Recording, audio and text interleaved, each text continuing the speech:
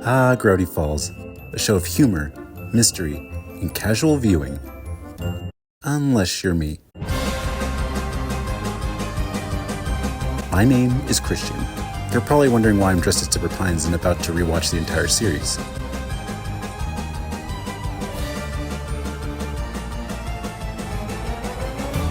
Rest assured, there's a perfectly logical explanation.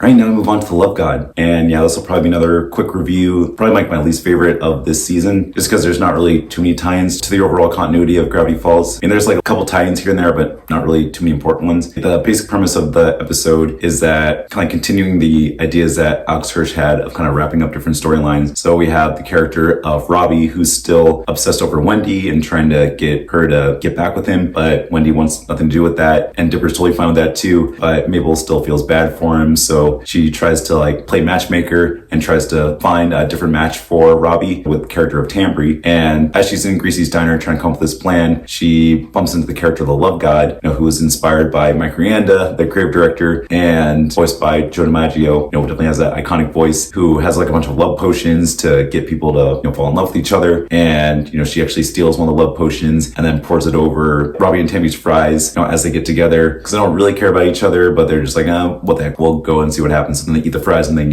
instantly fall in love with each other. So Mabel thinks everything's all good, but then like the rest of the friend group, turns out that Lee actually had a crush on Tambry, so he's mad at Robbie, and then Nate is mad at Lee for not telling him, and then Wendy is upset with Tambry of like going out with like one of the exes when she's trying to move on, and then Thompson's upset because now he doesn't have any friends because he was like kind of like the glue that kind of kept everyone together. So now everyone's upset, and in the meantime there's like this big like concert, they call it like Woodstick concert, and Mabel tries to find the reverse potion, so she goes to the concert because the Love God's there, and steals the potion away and then tries to use it on Robbie and Tambry, but then realizes that the effects of the love potion like wear off after a couple hours, and sees that Robbie and Tambry are actually falling in love with each other, and that they really didn't need the potion all along. So that's all resolved, and then there's this whole like subplot of like Thompson trying to sneak into the concert with snacks, and then security finds him, like chases him around, and then the rest of the friend group sees this and they're like laughing and stuff like that. So that kind of brings the friends back together. Then we get introduced to a couple new characters. We also get introduced to Robbie's parents, Mr. and Mrs. Valentino, who are actually funeral proprietors and who are like happy and cheerful, even though they kind of direct funerals and everything. So I think that's a funny contrast. You have like Robbie, who's like depressed about life, and then you have Robbie's parents who are like obsessed about death and everything. It's so funny contrast right there. We also get a couple other Easter eggs in the episode. Stan is still seen wearing the bandage on his hand from Society of the Blind Eye. Sue still maintains a long distance relationship with Melody since Susan the Real Girl. One of the pairs from Mabel's future matches pile is Candy and Dipper, which foreshadows Candy developing a crush on Dipper in a future episode. Dipper tells Mabel about not getting involved in someone's personal life, which is what he did to Wendy in Boys Crazy. And finally, Blind Ivan appears at the Woodstick Festival. And there's one little Easter egg where the Love God tries to distract Mabel by like summoning all of like crushes of Summer's past and everything like that. We see like several times in Armando and Gabe and Norman and everything trying to distract her. So that's a little reference to all her past crushes that she hasn't really gotten over just yet. But yeah, overall it's an okay episode. Like the only like really funny moment is Stan trying to have his own attraction at the Woodstick Festival. So he has this kind of like hot air balloon of his face, and it says like I heart kids, but then a couple of letters fall off and then it says like I eat kids, and the hot air balloon like catches on fire and it's like careening down towards the crowd and they're all terrified and everything, and then ends up like collapsing on top of the Love God and whatnot. So I think that was like the only kind of funny joke in an episode that's kind of just like meh. We also get a couple of cryptograms in this episode. During the end credits we get a cryptogram, and when translated using the key visionaire cipher, it translates to I eat kids, referencing Stan's hot air balloon misunderstanding after the H and the R fall off, and the keyword is goat and a pig, found on various objects in the scrolling shot of Mabel as she grabs a spray can nozzle and puts it on the anti-love potion. We also get a cryptogram on the page section revealed at the end of the episode, and we get 4 sequences of numbers, and after using the combined cipher, it translates to at the play or at the fair, I always see them standing there, dressed in black, they're on my lawn, but when I turn my head they're gone, which is a reference to the secret agents who are always following the Pines family around. But yeah, overall, yeah, it's an okay episode. Not really one of my favorites, but definitely kind of wraps up different character arcs and get kind of like the subplots out of the way so that we can focus on the main story for the future of the series. So yeah, overall, it's alright.